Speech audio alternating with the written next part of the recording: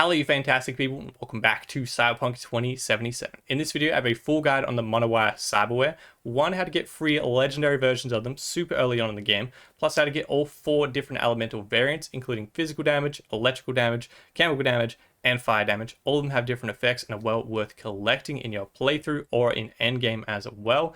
Plus how to spec into them because it's super weird how you do it, but it's well worth doing that because it does buff them quite considerably.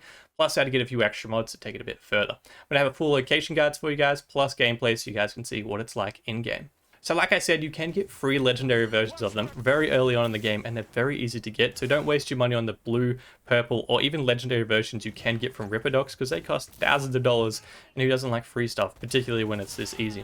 So if you want to pick up those, go to Watson in the Kabuki area, that's how you pronounce it. The closest fast travel station is Charter Street. All you have to do is head around the corner to where you can see me on the map there. There's a little intersection where if you look straight ahead, you'll see a building that has pharmaceuticals written on it in like neon lights. Just head up to that. Depending on where you're up to in the story, there'll be enemies there or there might not be.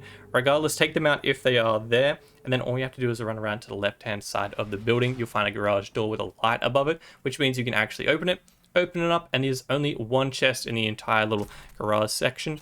And in there is the Monowire in a legendary rarity, plus like 3,000 eddies or something. So pick both of those up, and that is it. You've got the legendary Monowire. Now all you have to do to actually equip those is go to any Ripperdoc, go to the hand section, and then just pick the Monowire. It is totally free to actually equip them, and that's all you have to do. Now, regardless of where you actually pick up your Monowire set, whether you brought a blue, purple, legendary version from the Ripperdoc in Night City, or if you just found the free version like I just described, as standard, the elemental type of that Monowire set will be physical damage, which if you look on the card, it'll have the particular damage of your Monowire, plus physical damage, and then at the very bottom, it will show you it has a 20% chance to apply a bleeding effect to enemies.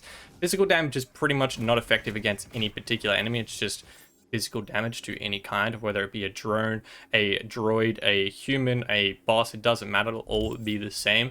Plus it has that 20% chance to apply a bleeding effect. Now as standard, most people won't have to go find these, but if somehow, trust me, it's happened before, if you disassemble your physical damage mod, you can go repurchase those throughout Night City. If you want to pick those up, if you've managed to do that, you can purchase a crafting spec for that in Pacifica. Go to Westwind Estate, there's a fast travel there called Westwind Apartments. The Ripperdoc there will sell you physical damage crafting spec for $13,500. So make sure you don't mess it up because it is a little bit pricey to repurchase. And then to craft those, you'll need the ability to craft rare items, which is blue rarity items, which is just the, I think, first level in the crafting tree in the technical ability skill tree. Just purchase that. Honestly, would recommend doing it anyway. It's creeping up to craft things. But if you have those, then you can recraft a physical damage mod for your Monowire if you manage to disassemble it in the first place. As standard, they should come with it anyway. Now the same Ripperdoc is actually still worth a visit even if you still have your physical damage mod, because it does actually sell a high capacity Monowire battery mod, which is the mods I have attached to my Monowire on top of the elemental mod, which actually increases the charge shot of your Monowire by either 25 or 50%, depending on what level you're at and whether you can afford it or not.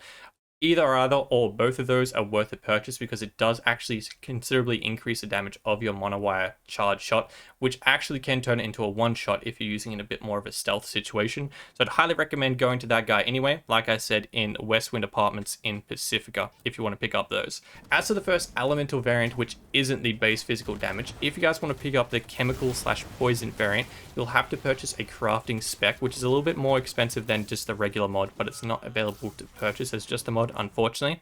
If you want to pick up the crafting spec, it's in Watson in the Kabuki area. The fast travel station is in Kennedy North, which is right next to the Ripperdoc.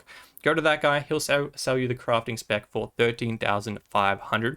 In order to craft it, you'll have to spec in the technical ability tree. In the crafting side, you'll have to have unlocked the true craftsman ability, which is a pretty early on ability, so you can craft blue rarity items. Then just go into your inventory, go crafting, scroll down to the blue section, and you'll find the chemical/poison variant there.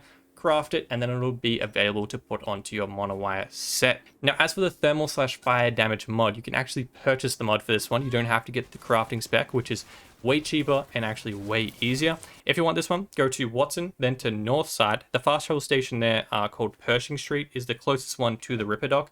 Now this guy is great. He's the best one for ARM cyberware mods. He sells the chemical and electrical knuckles, as well as the thermal damage monowire and the thermal damage mantis blades, which is great. So purchase any and all of those that you guys want, then you'll be able to acquire/equip the thermal damage monowire, which of course is most effective against human enemies because it sets them on fire essentially. So robots, droids/drones will not take that fire damage because they're made of metal and don't burn. So it's less effective on those, but against any human enemy, it's going to be really, really good. It's actually my particular favorite ones. And as for the final one, the electrical damage mod, this one is also really good. You can purchase just the mod, you don't have to get a crafting spec. So yet again, way cheaper, way easier. It is a little harder to explain where to find it though, because it is in the Aldecado/Nomad camp, and depending on what part of the story you're up to, how many side missions you've done, depends on where the actual camp has gone to.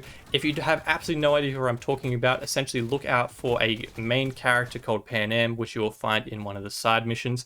Once she takes you back to her camp at any part of her side missions, you'll be able to visit the Ripper Dock in her camp, and he'll be able to sell you the electrical damage mod itself. Now, depending on where you guys are up to, will change where the fast travel station actually is, but it is called the Nomad Camp Fast Travel Station. It's on the right-hand side of the map, kind of around the Badlands area. Mine is above the main road that goes out to the Badlands. I believe it starts a little bit below it, but just have a general look in that area and you'll be able to find the Nomad Camp Fast Travel Station. Travel there, you'll find the Ripper Dock. He'll be able to sell you the electrical damage mod for $1,350.